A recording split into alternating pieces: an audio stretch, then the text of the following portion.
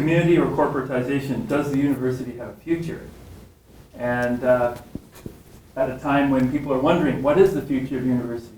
University has changed so much in our lifetimes. And in this room we've had some have been around longer than others, but this university has changed an incredible amount in the last 4 years. And I came here early today to look around and talk with people, and everybody told me how much this place has changed. From a place where people were worried about their futures, would they have a job, would their program be closed, to what we have now, which is a university that's growing, which is more and more diverse. And so I want to thank all the people who helped me, including Jason today, telling me about the changes.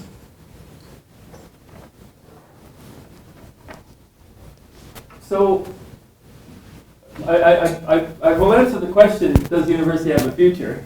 Of course it does. But what that future is going to look like is anybody's guess. We live in a time of tumultuous change. We only have to look at the stock market crash today, the biggest single day decline since the 80s, I think, to realize we live in a fast-changing world. We live in a volatile economy. So, I want to thank the Father Doug for inviting me, and the group that is looking at a Newman Center, and I'll try to bring Newman into it as well, because I've spent some time at Newman Centers. And also want to acknowledge Father Greg MacLeod, who this series is named after. I didn't have the honor of meeting Father Greg, but I was up late last night reading Dan's biography of him, and I wish I had met him. And as I read that book, I knew a lot of people in it, like Anthony O'Connor and others who are mentioned. But it reminded me of my roots, because I grew up in Antigonish. The idea of the Antigonish movement and Moses Cody and education that is connected to communities really resonated with me. And I realized this is what I've been doing my whole life, is trying to connect education with communities. And wherever I've gone, wherever I've been fortunate enough to work, I try to find the community and help build that community. My own view of university is that university exists to serve communities. And so as university people, we're always wondering, well, who are those communities we're called to serve, and how are we connecting with them? I say to Jason today, I'm in a very difficult situation in Sudbury, because Sudbury, where I am now, is like CPU about 5 years ago. People are worried about the future, they're worried about enrollments, and we haven't turned that corner like you have here. So I want to really congratulate CBU for everything you've done. I walk around the campus today and there's so much energy. I see a diverse student population, people laughing, people thinking about the future. It's hopeful. And you've done a great job. In reading the book on Father Greg, I was amazed at all sorts of things he did. As I said, those connections to community economic development, bringing university and community together through faith and reason, the Tompkins Institute, looking at technology and the humanities. I think Father Greg was definitely on the right track, and I certainly hope that the people in this room and beyond this room are going to continue what he started. Before going to Sudbury, I was 10 years in Saskatchewan as president of the Jesuit College there. I didn't choose to go to Saskatchewan, just like I didn't choose to go to Sudbury, but I have a vow of obedience. I thought, oh gosh. In fact, I had asked to go to China because my doctorate is on Canada's relations with East Asia, Japan and China. And so when the Jesuits asked me, where do you want to be sent? I said, I'd really like to work in China, but they sent me to Regina. And I asked for China 4 times, and I got Regina 4 times. So once I got there, I said, what do I do in Saskatchewan? And I said, well, when I lived in Japan, I learned Japanese. So what do? I'm going to learn about the First Nations people of Saskatchewan. And so I learned a bit of Cree, got to know Indigenous peoples, their concerns, and I must say my 10 years in Saskatchewan changed me. Our Indigenous brothers and sisters wouldn't ask the question, does the university have a future? You talk to Indigenous people, they can tell you exactly what the role of the university is. It's very clear for them. They will often say, our Indigenous students, that they are at university to help their community. Our non-Indigenous students are less likely to say that. They're more likely to say, I'm here for my career, I'm here for my resume, I'm here for opportunities, etc. But our Indigenous students, and in Sudbury we have 1,200 Indigenous students, it's very clear why they're at university. To help the community. I've even had one Indigenous student say something I've never heard another student say. He said, I'm here at university to become a better person.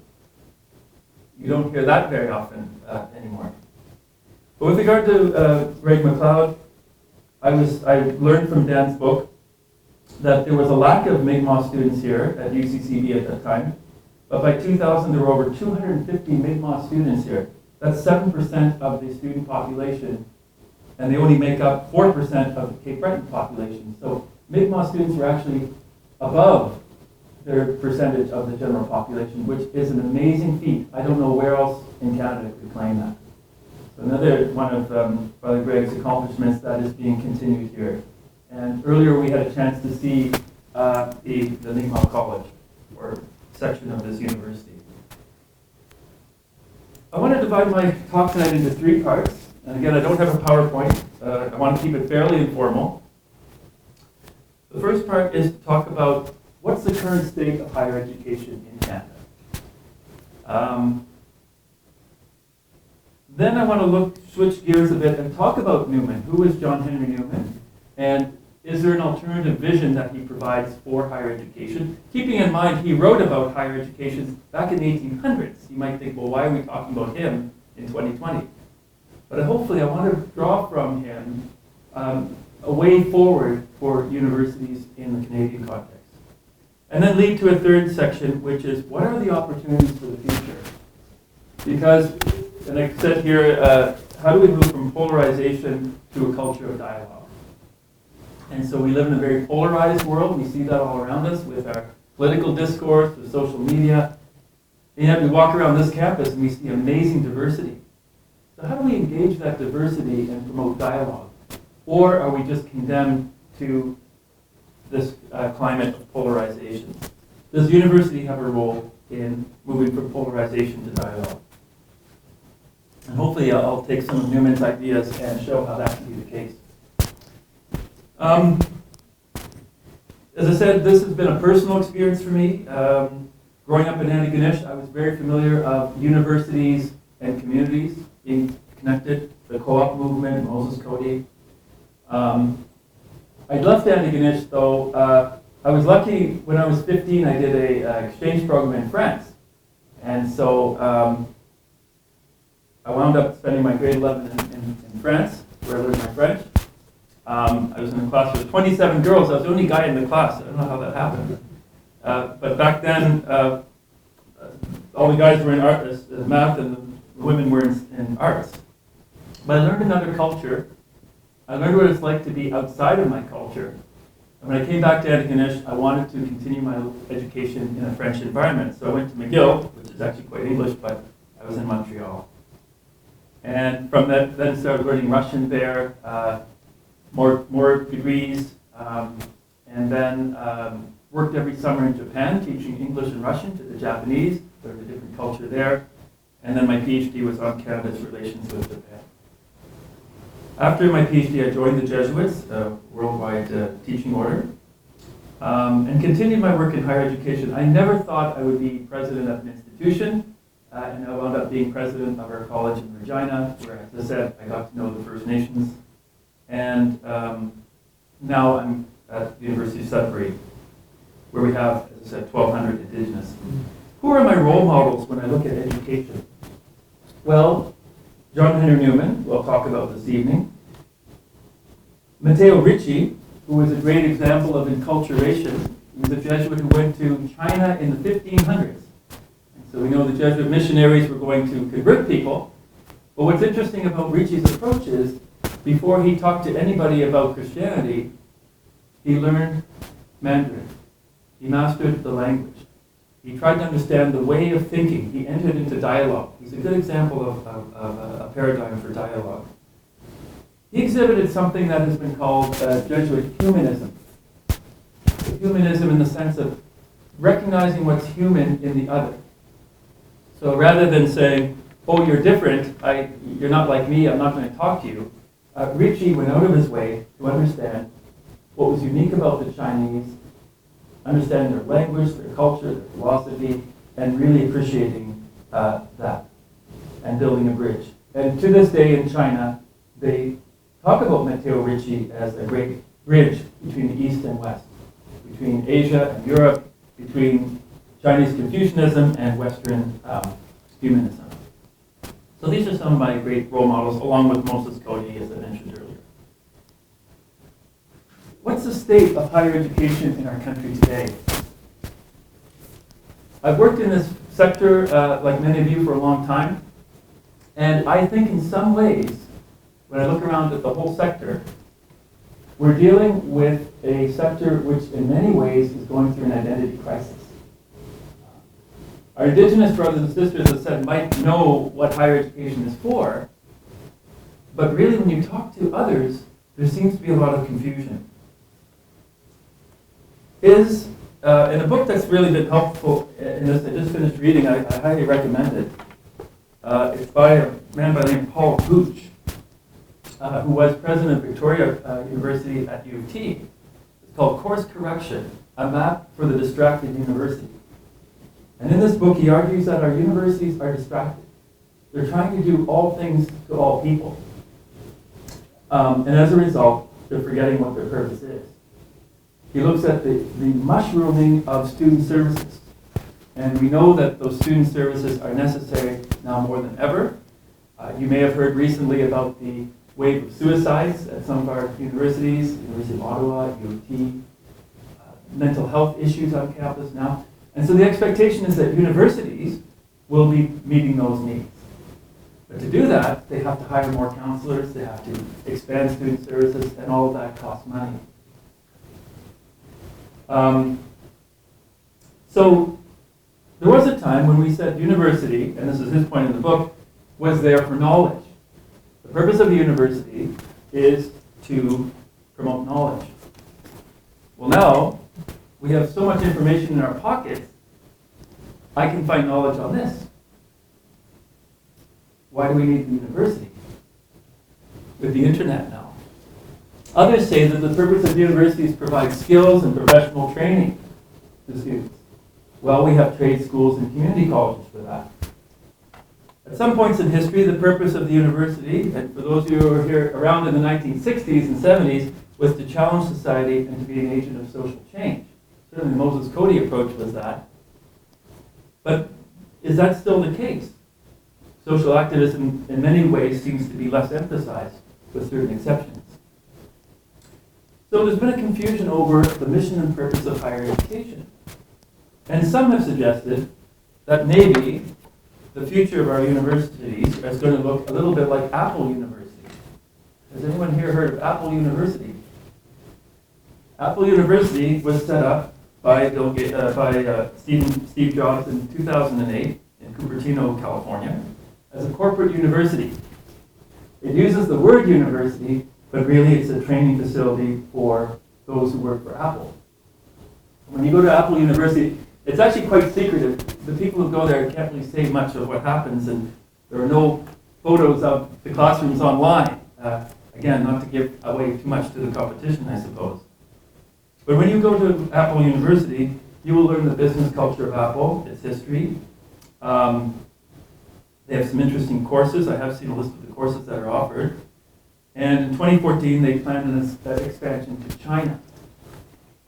And maybe I'm just being a little bit facetious here, but I'm saying, with the challenges to funding today and the reliance on the corporate sector, are we going to all become a bit like Apple University? What's going to happen to the humanist basis of education that the university was built on since its origin in the 1200s? Just want to mention a couple of things I see happening in the sector, and probably these are not new to you, but to help us reflect on what's going on in higher education today. Well, number one, challenges to funding. I don't think that funding has been as big of an issue as it is today in this country. Historically in Canada, the different levels of government funded higher education up to 80%. Now, in most parts of Canada, we're below 50%. So the government is pulling out of funding this sector. In 1992, the federal dollars per student to go to university were around $3,200. And now they're less than $2,000 if you factor in inflation. So again, there's less funding available in a sense. And so what universities have to do now is increase tuition, and we've seen that happen as well. So budget cuts, declining rates of government subsidies, universities looking for money elsewhere, either through tuition or donors. When I was in Saskatchewan, that was being radically transformed, the whole education sector. In Ontario, what they're doing over the last few years have been called SMA, so Strategic Mandate Agreements. And so what they do there is there are all these incentives for universities to specialize in certain areas. So rather than have 3 universities do exactly the same thing, they'll say, you're good at this, you're good at that, let's try to get strategic over this, and the funding will follow performance criteria. So right now in Ontario, the Ontario government under Doug Ford is shifting the priorities now to not based on enrollment for your grant, but performance-related criteria, and they list 10 of these. I don't know if you have this in Nova Scotia yet, but if you don't, it's coming because it's going right across North America. I believe it started in South Carolina. So are we going towards a U.S. model? U.S. model where universities become private. I go to meetings in the States of the Jesuit schools there, and at some of these Jesuit universities, private universities, tuition is around $40,000 to $50,000 US. Is that going to be the future of higher education in this country? With this decline in funding, there's been a growing corporatization of the academy. University administrators are now career positions. And some have said this has led to less collegiality. Often they act like CEOs, dress like CEOs, work like CEOs, and get paid like CEOs. So I did a research of what is the average salary in this country for university faculty administrators. The average in Canada for a full-time professor is about $170,000 per year. Associate professor, $130,000. University president in this country, anywhere from $160,000 up to $500,000, and some beyond if you factor in benefits. In Ontario, they tried to curb this, I think it was government, the Conservative government, with what's called the Sunshine List. So if you made over $100,000, you got on the Sunshine List. And people thought that would publicly shame these high-earning university people. It's had the opposite effect, because now people go on the Sunshine List and say, oh, my colleague is making this, I'm worth at least that. So it's completely backfired. But there's been increasing use of a business model to meet the bottom line. And an increasing reliance on tuition, especially from international students, to balance budgets. Now, I'd heard about CBU because this university leads the country in terms of international students percentage. I think they're over 50%. Or 60, somewhere up in that range.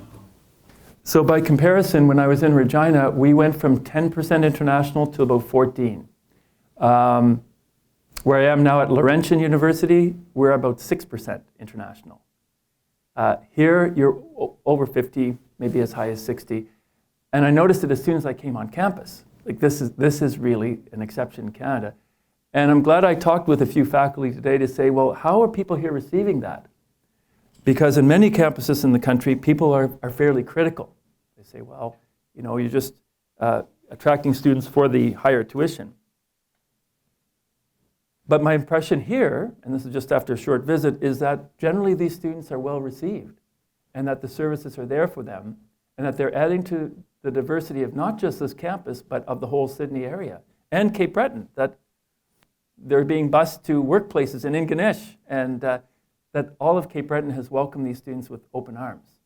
So I think you're doing it right. I'd like to study this more to see what's happening here. So that's the first thing, the funding. The second thing, of course, is the technological revolution that we're amidst, and it's affecting all aspects of university life.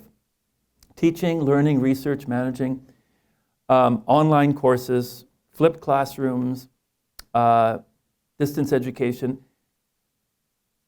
But some claim this is also depersonalizing the learning process.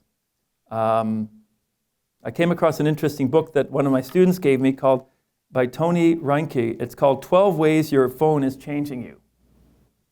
And I won't summarize the book, but here are the chapter headings for this book, 12 Ways Your Phone is Changing You. We are addicted to distraction.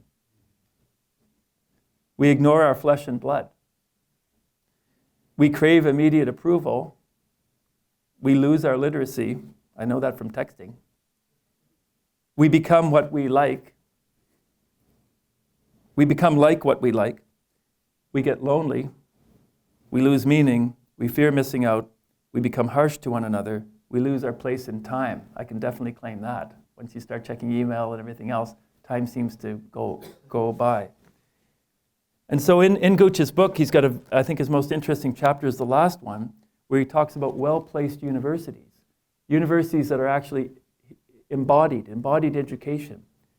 And he's saying, of course, online courses can help, especially for people living in remote communities, etc. But if it's strictly online and there's no more physical space for a university, a placeless university, he thinks that actually it's not going to lead to happier students or a greater sense of community. They're going to feel more and more isolated and lonely in a disembodied, placeless university. Because we're embodied human beings who live in a space and a place. So we've got the funding challenges, we've got the technological revolution, and thirdly, the relevance of the liberal arts and humanities. All across the Western world right now, and my PhD is in history and international relations, so I'm speaking as someone from the humanities. The big challenge is, what's the future?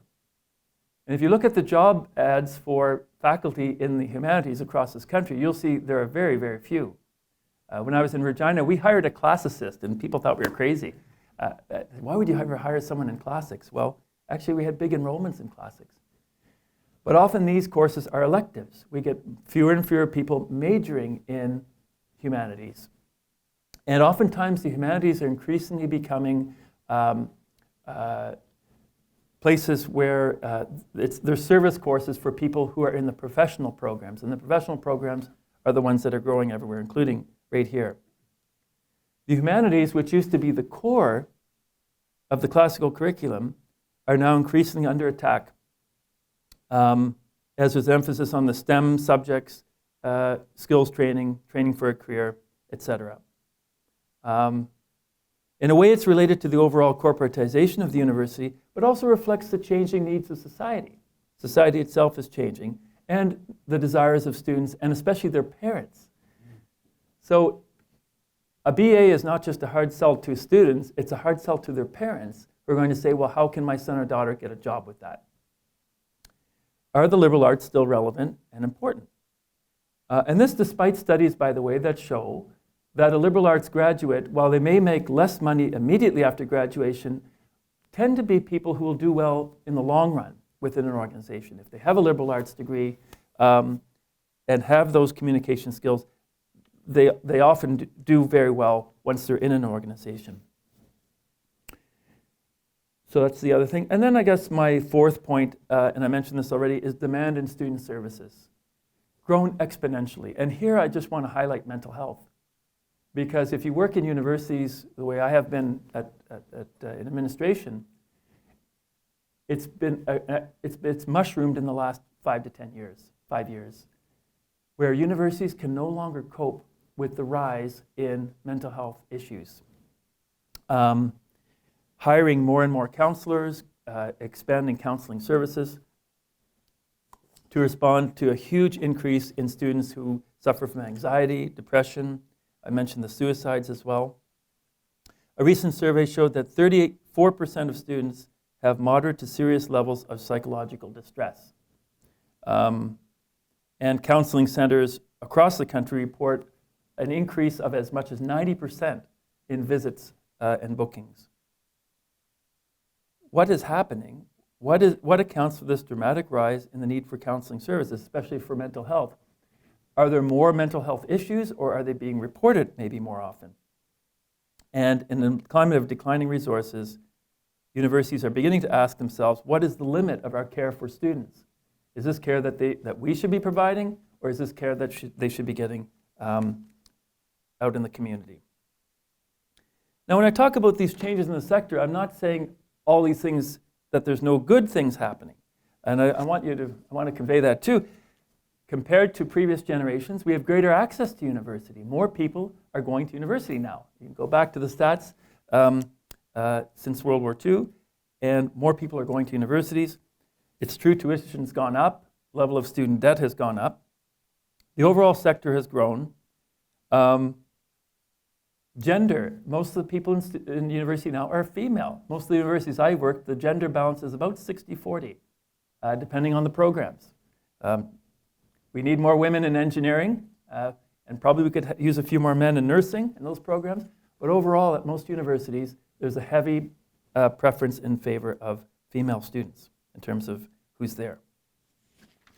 So the overall diagnosis is this is a sector under serious challenges. And this takes me to the second point. Well, what's the way forward? Is there an alternative vision? Or are we heading towards something where the humanities have no more place in a university? Are we heading towards a situation where private funding is going to dictate what grows in a university? And although I used Apple University as the extreme, which is just a training facility for Apple employees, is that kind of what the university will look like in the future? And this is where I want to bring in John Henry Newman, because I find Newman is relevant to today.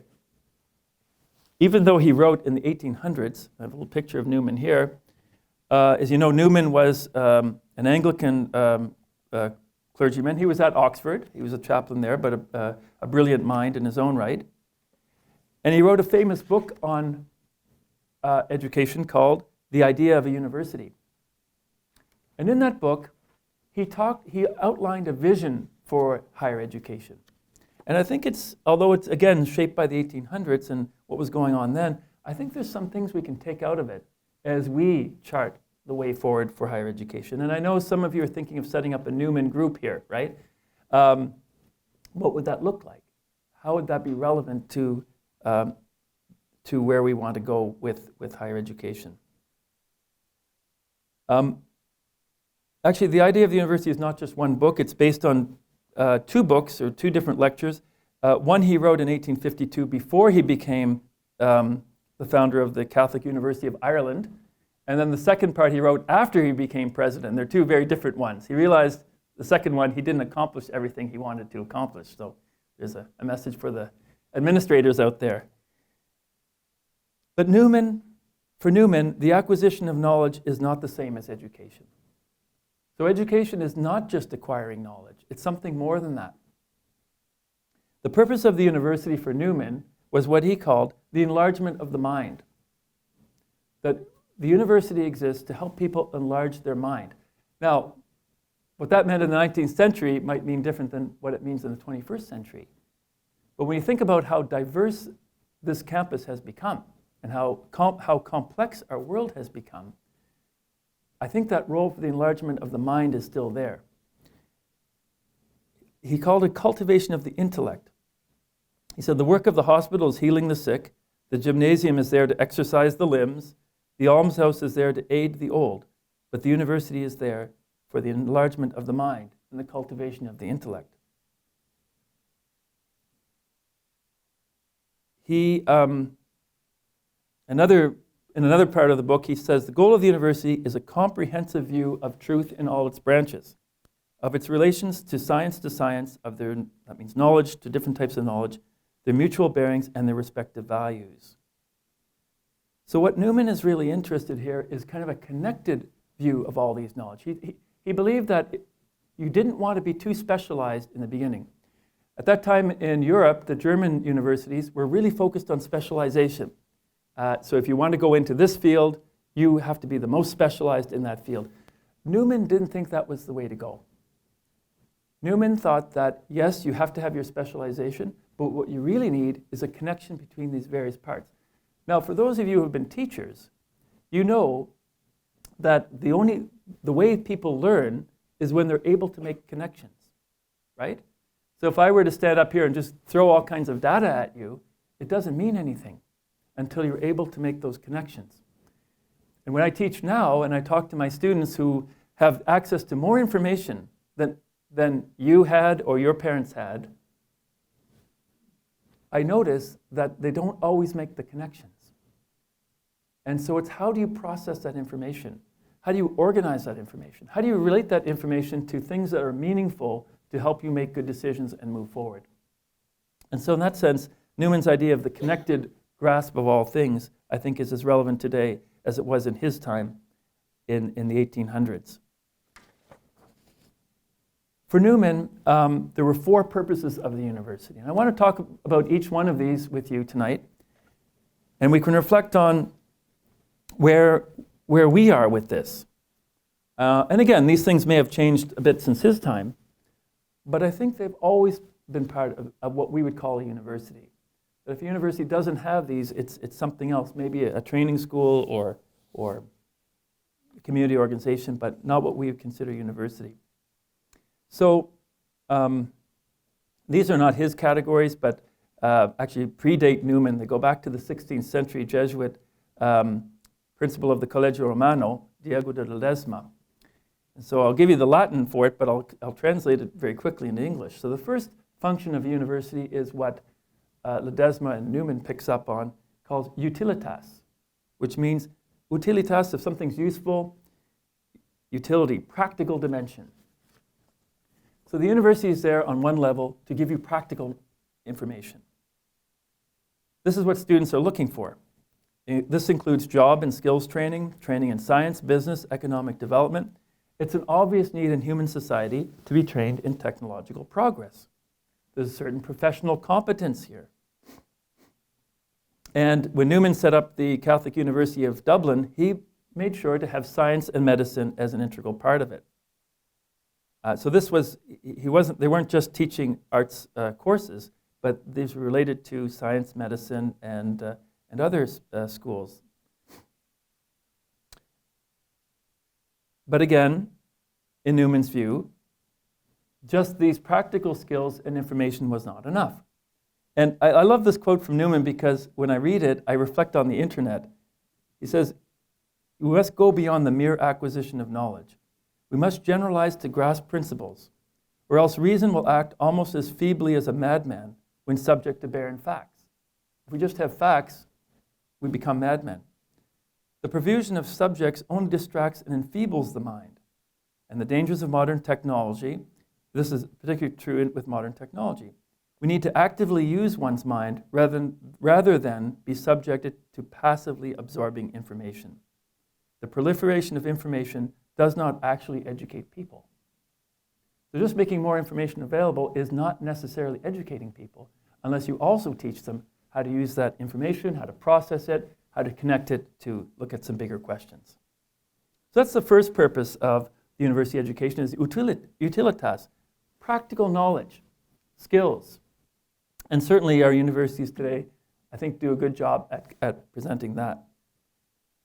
The second purpose for Newman was what he called humanitas, or the humanist dimension. Now this is a development of people in all of their dimensions, not just technical and pragmatic, but also intellectually, socially, emotionally, spiritually, and culturally. It's a personal process. It's formation of the person. And for those of you who know where the word education comes from, anybody know? Some teachers in the room? Educare, Latin, it means to lead out of somebody. So if we think of the first one of putting all this information in, educare means to lead out. There's something in the person that has to come out. There's a formation of there's a person that's emerging in this educational process. Now, this humanist dimension was emphasized throughout the history of education, from the founding of the universities in the 1200s to today. And yet it's this humanist dimension that we seem to be losing at this moment with the humanities being undermined. But in my experience of education with First Nations, with Indigenous peoples, it's coming back. Because when you speak with, I've had the privilege now of working in several Indigenous post-secondary institutions. I was connected in Regina with First Nations University, and now at Laurentian we have Indigenous education there, and you have it here at the university here. And what I found interesting was, as the president of the Jesuit College in Regina, we talk about formation of the whole person, mind, body, spirit. And in the Indigenous tradition, they would talk about the medicine wheel, mind, body, spirit as well. And again, that the education is not just for their careers, it's not just this taking in information, but it's also somehow forming the whole person. Newman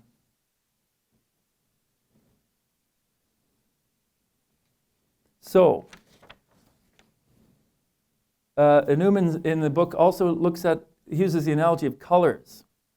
So sometimes you have different colors for the artists in the room. You've got red, white, green. They produce different effects. But he says, likewise in studies, a branch of knowledge takes on a different shade when contrasted or put alongside others.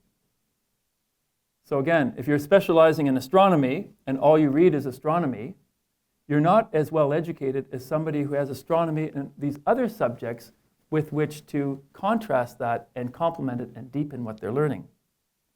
He writes, if your reading is confined simply to one subject, however such division of labor may favor the advancement of a particular pursuit, certainly it has a tendency to contract your mind. But if it is incorporated with others, it depends on those others as to the kind of influence it exerts upon them. The liberal education for Newman is a habit of mind that is formed which lasts throughout life, in which the attributes are freedom, equitableness, calmness, moderation, and wisdom.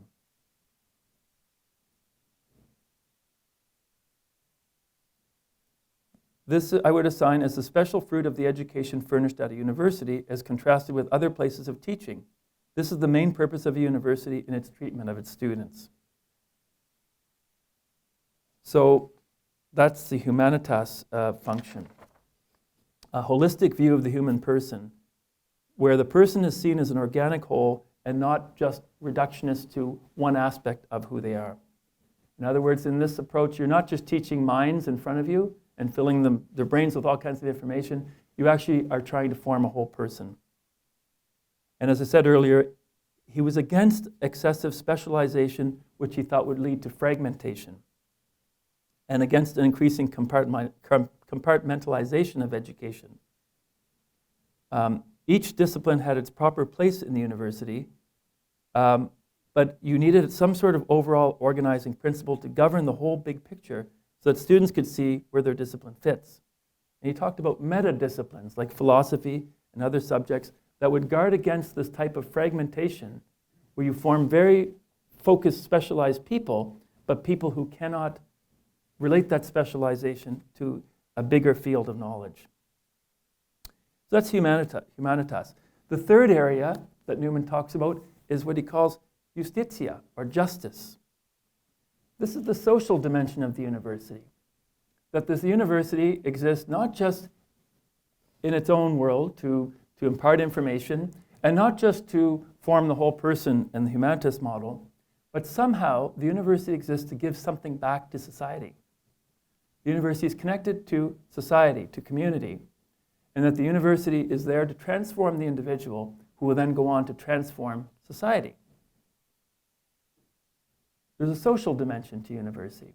And I don't have to say that here, because here you've got the whole tradition of Moses Cody, Greg MacLeod, the Antigonish movement, where education was used to train people, to provide them with opportunities, and a way out of poverty. And I've been fortunate to be president of institutions that did that. Like when I was out west, we were set up to train farmer kids who had never been to university. And I remember going through the old papers in Regina, and finding documents of students who couldn't pay for their tuition. And they were paying in pigs and wheat. Can you imagine paying your tuition bill with livestock? But that's what they did in the dirty 30s. And then those East Europeans mainly got educated and went into the professions, and the next group to come along were immigrants from other parts of the world who were denied opportunities in their home country. Perhaps they were refugees, and they got this education, again, as a way out of poverty, as a way to develop to their full potential. And now we see it happening with Indigenous students. I've worked many years in Indigenous communities, and we can talk about the challenges faced by those communities. And I don't stand here before you tonight with the answers to those challenges, but I know that education is part of the solution. As my friend Blair Stonechild at First Nations University wrote a book called Education as the New Buffalo. And they say, just as the buffalo provided for all our needs back when, education will provide for our needs moving forward.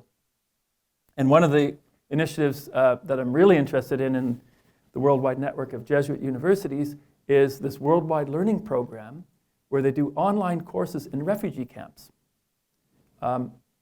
Take a guess at how long the average stay is in a refugee camp. Does anyone know? We have 75 million refugees in the world today. 6 years? 8? I guessed like 2 to 4. The right answer is 14 to 16 years is the average stay in a refugee camp. And so when I go to these meetings of Jesuit universities, they're doing online courses in the refugee camps so that by the time you get out of the camp, you have a degree from a North American university. So this relates to the Justitia dimension of university, the social dimension, that universities are there not just to give students careers, but also these questions of values, the common good, how to be a good citizen, how to form global citizens, men and women for others. And then the last one for Newman, and again, he's writing in the 1800s here, is fides, or the religious dimension. Now keep in mind, in England at that time, most of the world, most educational institutions were religious, not secular. And for Newman, of course Newman was a church person, so this was very important to him as well. And how do you live this out in the 20th century? Most of our institutions are secular, including this one here, even though the roots are religious. For Newman, faith and reason were the two wings went together. The human person was created by God with an ultimate destiny beyond the human.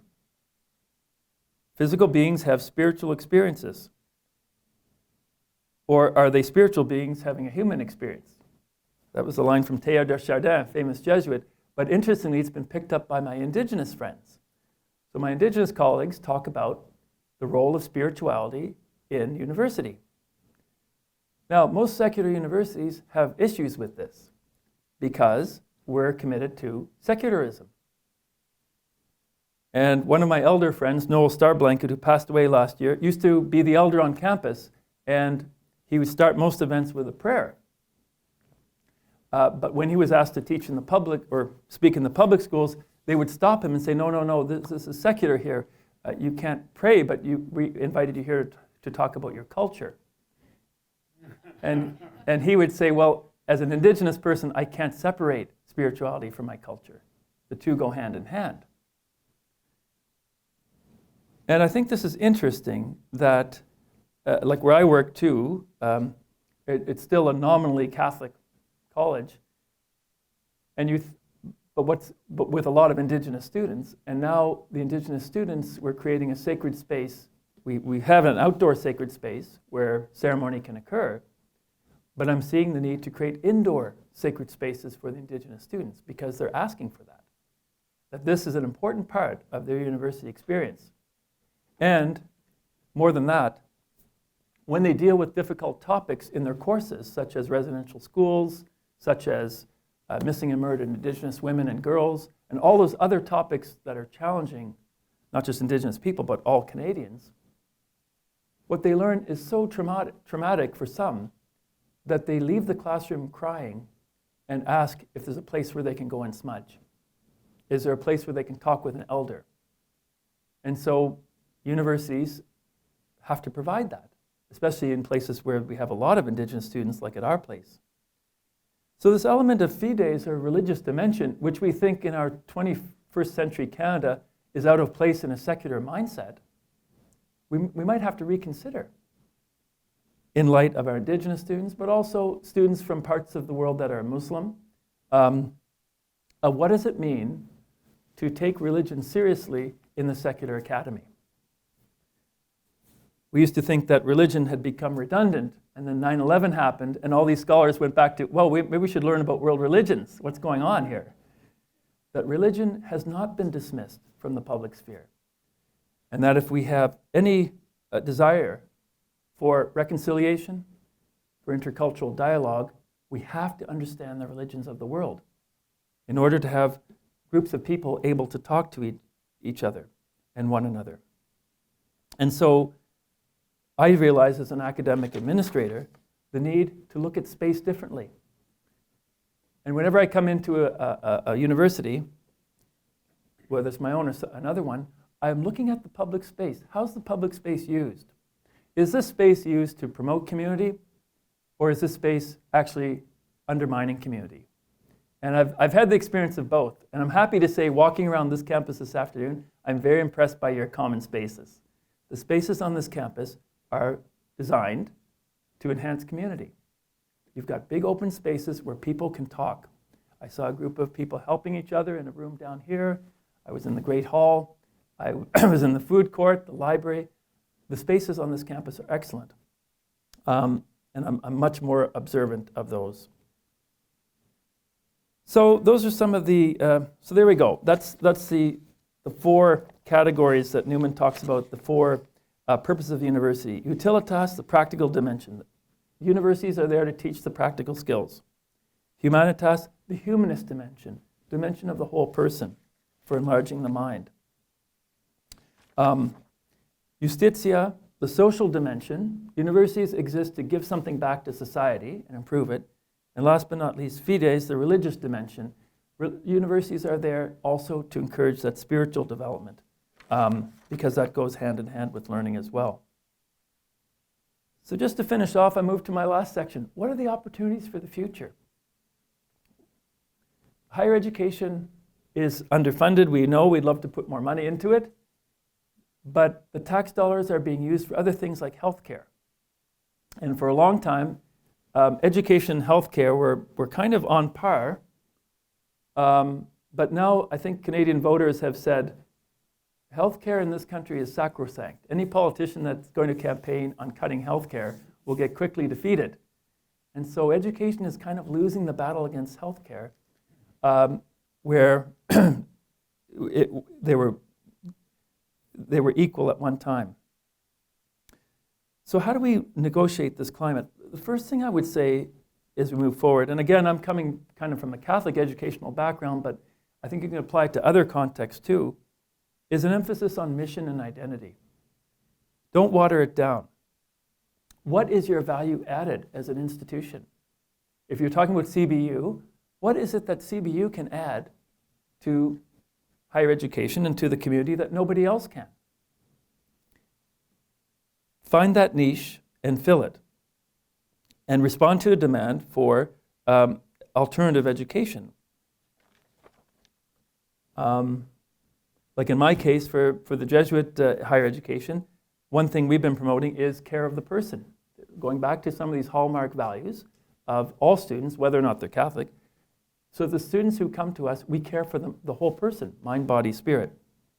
And try to promote men and women for others, this idea that they're going to go back into society to give something back. Another hallmark has been depth. So we are truly globalized in our world today, but as some have called it, it's a globalization of superficiality. It's not very deep globalization. So how do we encourage depth of thought and analysis on that? The second thing we can do is, after focusing on our mission, is networking. Network more among groups of universities. Universities that share common values, common identities, nationally and internationally. I think that's very important. A third way forward, I call it here a humanist engagement with diversity. So our campus is humanist engagement with diversity. And that's the Matteo Ricci approach I mentioned earlier, where diversity shouldn't be seen as a challenge or as anything negative. Diversity is enriching our country, it's enriching this campus, it's enriching Cape Breton. But how do you engage with that diversity at a deep level? So in other words, rather than just kind of accepting people in superficially, and as I say, some universities, it's mainly for the money, and they are not providing the services and the welcome that you've provided here. So in a time of growing corporatization and emphasis on the bottom line, how do we connect with the whole human person? How do we engage with diversity to promote understanding on a deep level of mind, body, spirit in order to promote reconciliation? And I've spent a lot of the last 10 years working with Indigenous groups to promote reconciliation. But what is reconciliation? How do we promote reconciliation at a level where we truly understand Indigenous peoples, their cultures, their spirituality, et cetera, et cetera? And linked with that, I mentioned physical space. How do we encourage community and dialogue through our use of physical space? It can be something as simple as that. How are we promoting that on our campuses? And I suppose the last suggestion I have, and I'll just leave you with this one, and coming from my own tradition as well, is if the university takes these 4 roles seriously, we are well poised to provide training or formation in servant leadership. That we're forming leaders for our society, but hopefully providing a model that is sorely needed in our time today, where we have a lack of good leadership. If we're truly forming men and women for others, then we're forming servant leaders. Men and women who are aware of the issues in the world today and are able to go out there and be leaders, but be leaders at the service of others. This is essential to social transformation and essential if we're going to address the issues we face of poverty, injustice, ecological crisis, and interreligious dialogue. We need to provide a model of higher education that provides hope for people. I'd just like to finish with a quote. And I like Pope Francis, not just because he's a Jesuit, but he talks about culture of encounter and dialogue, that we live in a world of a lot of alienation. Alienation on 3 levels, of people from God, from the Creator, from spirituality, the whole spiritual dimension of what it means to be human. Alienation from each other, between human beings, and alienation from the earth, from creation itself. And so how do we in universities promote reconciliation on those 3 levels, with the spiritual dimension, with each other, and with creation itself? And Francis writes this: human beings cannot live without hope, and education is a generator of hope. Indeed, education means bringing to light, nurturing, and as such is part of the dimension of life. And life that is born is the greatest source of hope. I'm convinced that the young of today need above all this life that builds the future. Therefore, the true educator is like a father or a mother who transmits a life capable of having a future. To have this tempering, it is necessary to listen to the young, the work of the ear. Listen to the young. Education has in common with hope the same substance of risk. Hope is not superficial optimism, nor is it the capacity to look at things benevolently, but rather hope is a way of knowing how to run risks in the right way, as in education. As we seek to move forward in higher education today, for those of us who are involved in the field, let's make this an area of hope. We need to transform our universities, our post-secondary institutions, into places where community is built, where dialogue is encouraged, where people reach their full potential, and where people are formed in the ways of hope. Thank you very much for listening.